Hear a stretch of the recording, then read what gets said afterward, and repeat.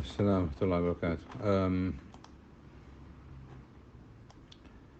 What the Shaykh is basically saying here is that if you see that there is a potential deal with a person and it involves halal, then it's halal. Even if there are small elements which are haram, then it remains halal.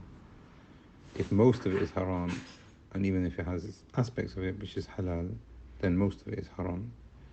And if you do not know whether it's going to be halal or haram, then you go with what is most likely. That's basically what the Shaykh is saying here.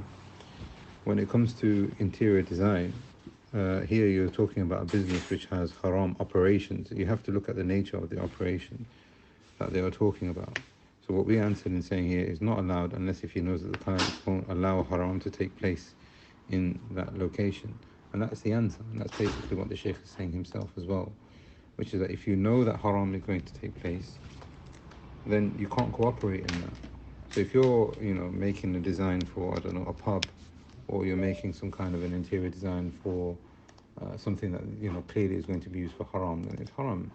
If you are designing the interior of, a restaurant, and they're saying halal meat, etc., but they still play music, and, they might have, birthdays or things like that, that is halal, because the nature of the business is that what you're doing is halal.